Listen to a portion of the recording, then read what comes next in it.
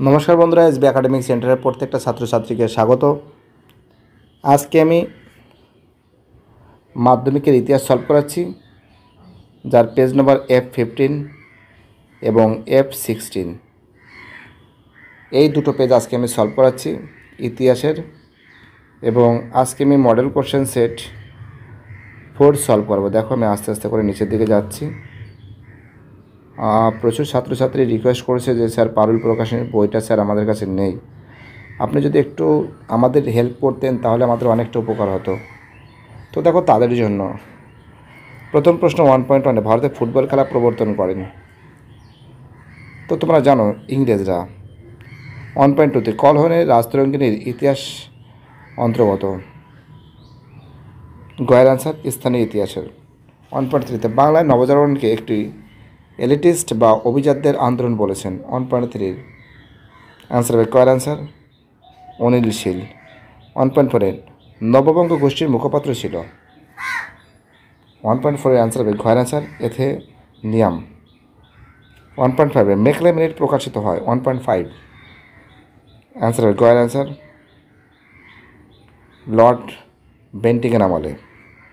1.6 রানী শিরোমণি নেতৃত্ব দেন। 1.6 এর অ্যান্সার হবে কয়ের আনসার চুয়াড় বিদ্রোহ। 1.7 সন্ন্যাসী ফকির বিদ্রোহের ঘটনাকে যাযাবর ও পেশাদারদের ডাকাতদের উপদ্রব বলেছেন কে? 1.7 অ্যান্সার হবে খয়ের আনসার ওয়ারেন হেস্টিংস। কে করেন বলেছেন? Warren Hastings. তো এইগুলো তোমরা বাড়িতে বসে খুব সুন্দর করে প্রিপারেশান নেবে, খুবই গুরুত্বপূর্ণ। প্রত্যেকটা প্রশ্ন ইম্পর্ট্যান্ট এবং প্রত্যেকটা প্রশ্ন ভাইটাল বলে আমি মনে করি। 1.8 এনফিল্ড রাইফেল ব্যবহারের বিরুদ্ধে প্রথম বিক্ষোভ দেখায়। 1.8 যে প্রশ্ন আছে অ্যান্সার হবে খয়ের আনসার আমাদের ব্যারাকপুরের সেনাবাহিনী 34 নং নেটিভ। ঠিক আছে, অ্যান্সার হবে 1.9 অ্যান্সার হবে বন্দে মাতরম সঙ্গীতটি রচিত হয়। গোয়ার অ্যান্সার 1875। 1.10 রাষ্ট্রগুরু নামে পরিচিত। 1.10 অ্যান্সার হবে গয়ের অ্যান্সার রাষ্ট্রগুরু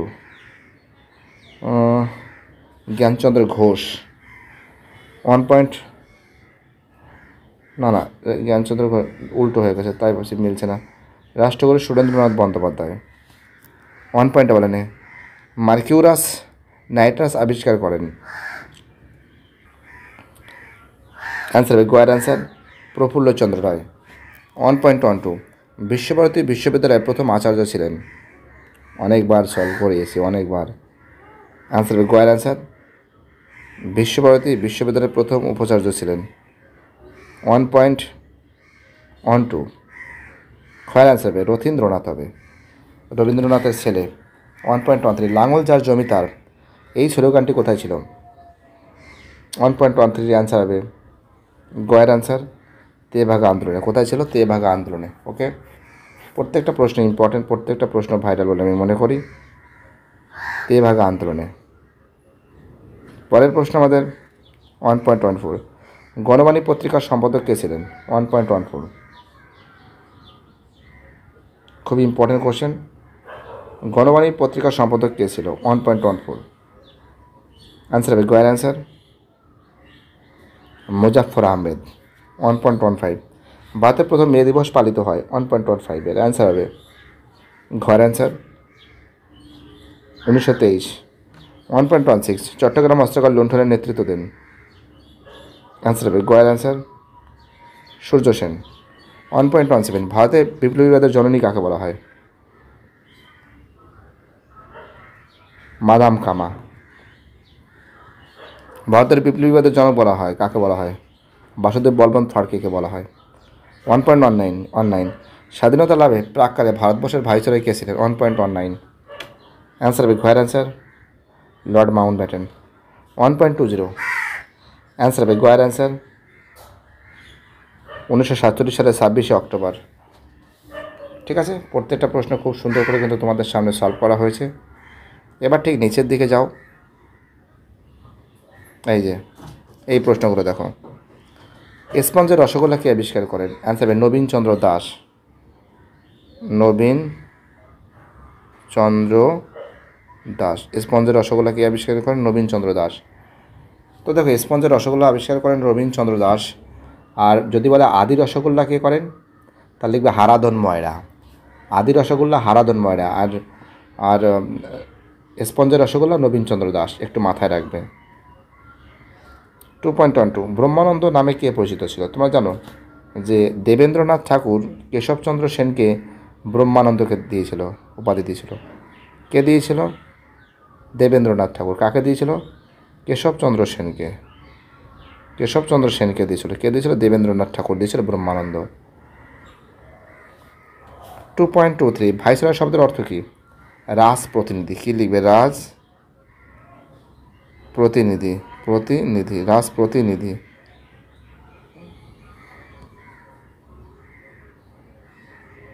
2.14 কুণবি কাদের বলা হয়? গুজরাটে খেদার দরিদ্র কৃষকদের কুণবি বলা হয়। গুজরাটের খেদার দরিদ্র কৃষকদের, গুজরাটের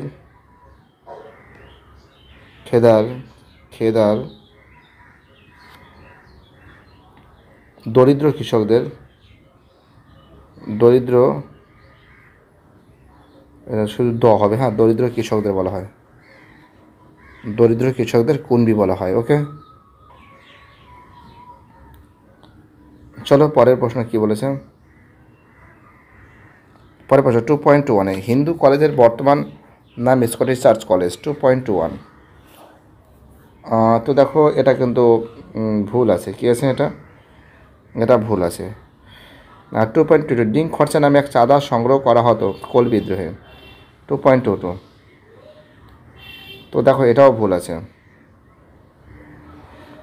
ভারতের প্রথম সংবাদপত্রের নাম হলো দিগদর্শন।